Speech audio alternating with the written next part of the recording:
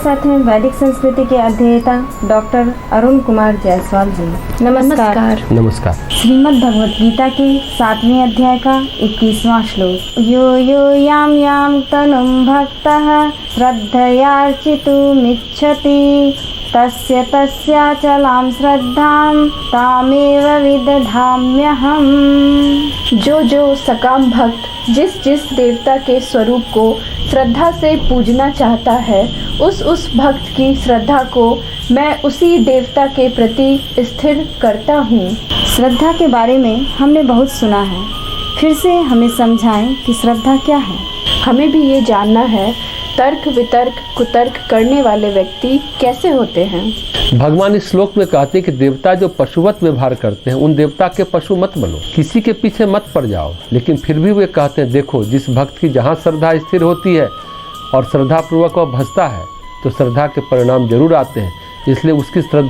इसलिए कि उसकी श्रद्धा वहाँ दृढ़ हो जाती है। भगवान कहते हैं जिस देवी देवता में विश्वास है और उसको भजता है तो भजने में मैं उसकी सहायता करता हूँ। चाहे वो पीपल हो, बरगद हो, चाहे वो जो भी हो, परमात्मा के प्रति श्रद्धा है तो परमात्मा के प्रति श्रद्धा दृढ़ हो जाती है। भगवान कहते हैं जिस देवी देवता में विश्वास है उसको भजता है तो भजने में मैं उसकी सहायता करता हूँ और उसकी श्रद्धा को दृढ़ करता हूँ। क्यों करता हूँ? क्योंकि वह स्त्री और पुरुष धार्मिक विश्वास व्यक्त करता है। अगर उसे विचलित किया जाए तो वह सब कुछ गंवा सकता है। जिसकी जहाँ आस्था है, विश्वास है, अगर उसे हटा देते हैं, उसे दूसरा तो आधार देना पड़ेगा और आधार देना आसान नहीं है। कम से कम वह समूह किसी व्यक्ति या गुरु के प्रति समर्पित होकर अच्छा काम कर रहा है, उसके अपने सत्कर्म तो फलेंगे ही, भले ही उसके गुरु फले या ना फले। भगवान कहते हैं कि मैं उसे विचलित करूं तो वह व्यक्ति सब कुछ गंवा सकता है, इसलिए मैं उसे विचलित नहीं करता। अनुभव और विवेक के द्वारा वह धीरे धीरे परमेश्वर तक आ ही जाएगा। भगवान की यही इच्छा है। भगवान कहते हैं उदारता, किसी का तिरस्कार मत करो। स्वामी विवेकानंद के साहित्य में एक बात है, उन्होंने किसी की निंदा नहीं की है, किसी पर कटाक्ष व्यंग नहीं किया, तिरस्कार नहीं किया। किसी को तुम श्रेष्ठतर बता सकते हो तो बताओ, तिरस्कार मत करो। प्रत्येक को अपने विश्वास में दृढ़ करो, बाद में उस व्यक्ति में स्वयं कुछ परिवर्तन आ जाएगा।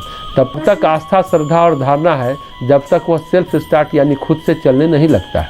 जब तक कि आत्म श्रद्धा नहीं हो जाती तब तक किसी अन्य श्रद्धा की जरूरत है। ये श्रद्धा का विशेष रूप से निरूपण है।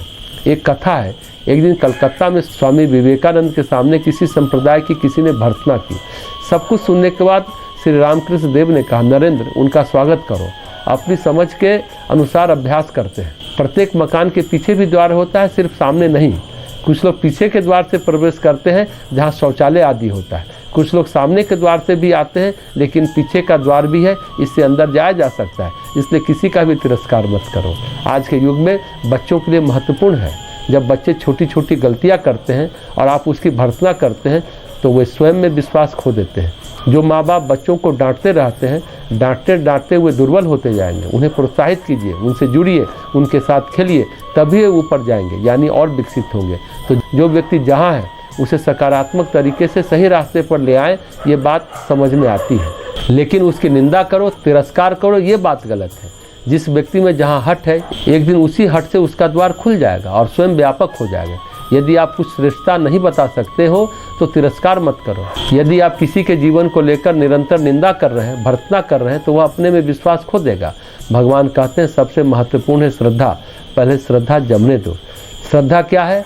भाव प्रवाह का एकजुट होना, भावनात्मक प्रवाह का एकजुट होना। तुम्हारी भावनाएं, तुम्हारा प्राण, तुम्हारी अंतःशक्ति एकजुट हो गई तो श्रद्धा पैदा हो गई। फिर देवी देवता हो ना हो, श्रद्धा अपने आप में लगातार 100 चमत्कार करती है। इसलिए किसी व्यक्ति को रत्न दो या दवा दो या मंत्र बताओ, जो व्यक्ति श्रद्धा से ग्रहण करता है उसको फायदा जरूर होता है, क्योंकि श्रद्धा ही उसका फायदा करा देती है। इसलिए भगवान कहते हैं जो व्यक्ति जहाँ जहाँ श्रद्धा किया हुआ है, मैं उसकी श्रद्धा को नहीं हटाता हूँ। श्रद्धा पूर्वक भज रहा है तो भजने दो, क्या दिक्कत है, उसी से द्वार मिल जाएगा। कई बार गुरु सिद्ध नहीं हो पाता, शिष्य हो जाता है। क्यों? अपनी श्रद्धा के कारण। इसलिए हमें श्रद्धाविहीन होने के बजाय श्रद्धावान होना ज़्यादा बेहतर है। श्रद्धा गहरी होनी चाहिए।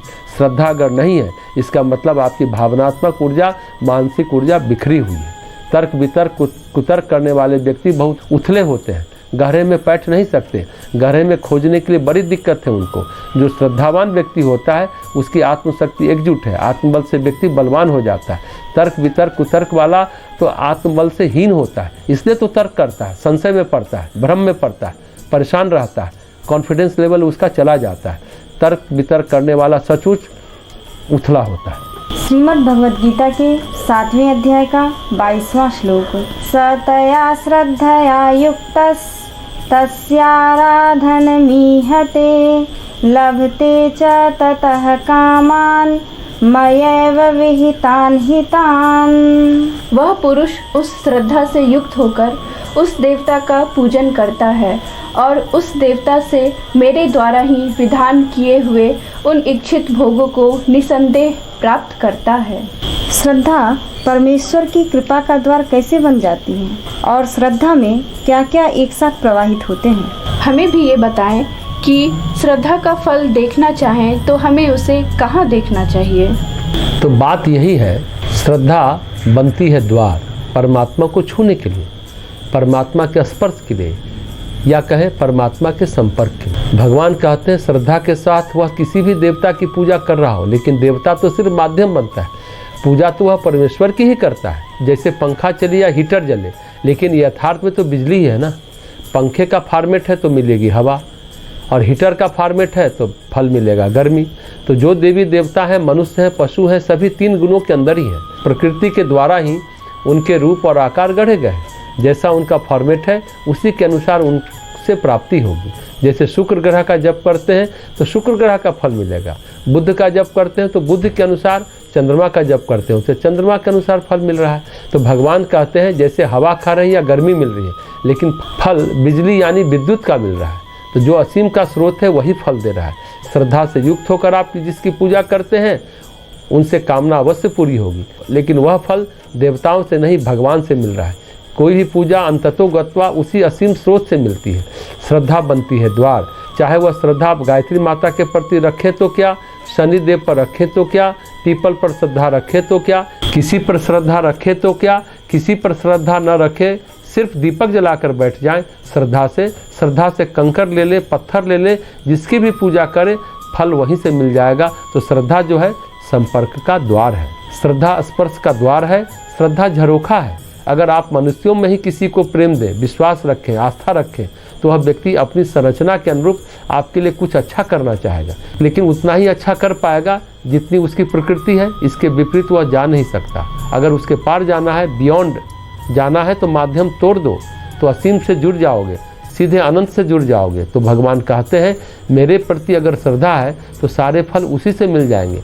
लेकिन देवी देवता के प्रति श्रद्धा है तो तुमको फल तो मिलेंगे, पर छोटे छोटे रूप में, टुकड़ों टुकड़ों में, सामान्य सामान्य मिलेंगे।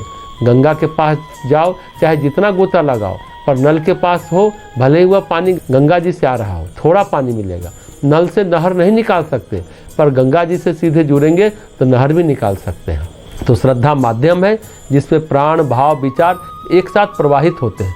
श्रद्धा में बड़ी ताकत है, इसलिए श्रद्धा का फल देखना हो तो फल प्रार्थनाओं में दिखता है। कभी कभी ऐसे चमत्कार होते हैं किसी विधान से, किसी जप से पूरे नहीं होते, वो प्रार्थना से पूरे होते हैं।